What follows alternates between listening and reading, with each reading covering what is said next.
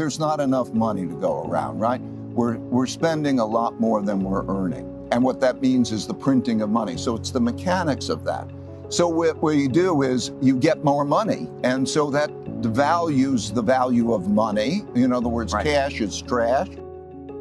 We agree that there needs to be a new contract. We need to have the reform of the system. We can get into how the system, but the system needs to be reformed. And in history, that has usually happened almost always by these arguing of how and having a fight and then having a winner, and then the winner gets to determine that. And so I think that the more likely path is that won't happen in an orderly way, and that history shows that there is a revolutionary change to create a new system that happens. You can't spend more money than you earn without creating debt. So when the government does that, it has to create debt. It sells that to investors. So there's a supply demand. If you don't pay a high enough interest rate, they don't want to hold it. And as a result, debt is buying power. When you put debt and money into the system, you hype it up. But debt also creates an obligation to pay back. And when there's too much debt, then there is the, how do you pay back? Do you give it in the same hard value, or do you print money?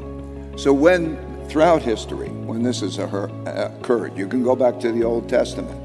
You see the situation that we're in. That's fundamentally, you can only raise your living standards by being productive. So we have a basic fundamental problem there.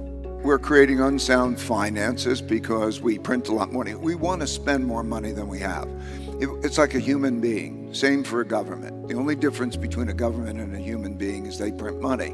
So when you think about how much money do you have, so now productivity, if you invest in productivity, we were hearing this before, if you invest in education and you create higher education, they're very clear indicators of what makes living standards rise. The foremost, is do you raise children, ideally in a family that has two parents who care about them, and that they go to school, a good school, and they get well educated, and they are civil, and they come out to a world of equal opportunity, and then maybe enough resources that when they have great ideas, it's financed, and you have peace, you have prosperity. Those are the only things you need. So investing in those things is the way of the future. We're involved in philanthropy, and we see that you can make such big differences economically. So there literally has to be structural changes so that you achieve the things you want. What do you want? You want peace, civility, and you want equality of Is that realistic? It is realistic if we can behave well with each other. We have in the world, in total, the highest income practically that we've ever had. We have the greatest life expectancy. Our circumstances have never been greater. It's an engineering exercise. If you have people who are good with each other and can think of the whole, and how do you engineer for the whole, the capacity of that to exist. We have a problem though, because we have these conflicts. There's income and then there's usefulness. And I think the most important, past this basic income, taking care of some of the basics, the most important thing is usefulness. By the way, I don't believe that the basic things are being well taken care of. If you give people a lot of money and credit, they're going to spend a lot.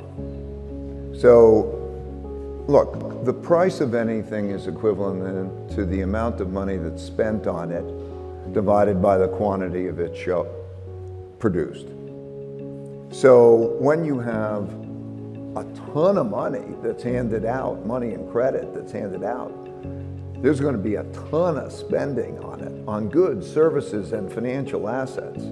When you have a situation where inflation has reasons to be structurally high, and you're an investor and you think that cash is safe because it doesn't move around much, and you're losing a lot of buying power, you're losing a lot of wealth. And so mechanical, basic things like that is really what I'd like to convey. That's why I'm really looking forward to this. You know, you hear a lot like they say, okay, we'll raise interest rates and we'll fight inflation. And they don't talk about the pain that also comes from that. So what they will do is balance it. It will go on until the economic pain is greater than the inflation pain. They will tighten monetary policy and take away credit until the economic pain is greater than the inflation pain. Now we play the game of what level will that be? But the profit system has to produce the objective in which there's better equal opportunity and all that. The second thing is there's an existential risk of war, international war. So when we deal with that existential risk of international war, if there was the objective of establishing a mechanism by which that will not happen and red lines will exist, then we will maintain peace and thoughtfulness.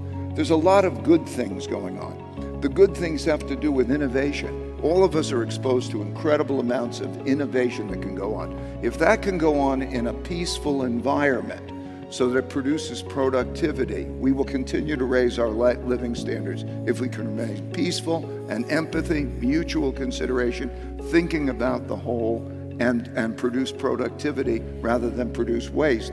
I think those are the things that are conceivable of how to do it. I don't know anybody who is talking about doing it that way, but yes. Okay, should we be talking about how much you have in gold versus how much you have in Bitcoin? And do you have a diversification in those kinds of things that we might call intrinsic value money? Because we have a fiat monetary system, okay? With a fiat monetary system, where is your hard money? That's the question, and however you go after it, I think that's the question to be answered. Replace the people who are doing jobs, and so there's going to be a bifurcation. And I think that learning how to code is like learning how to read and write for the next generation, and you want to be on that side of it. And I think what will be the same is conflict between people. That's what worries me. It worries me because, let's go back to basics. As a country, do the principles that bind us together, are they greater than the ones that divide us? Right.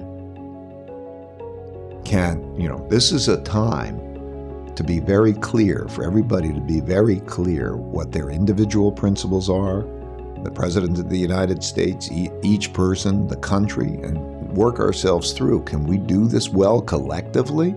Or are we in a fight with each other that's going to actually divide us apart?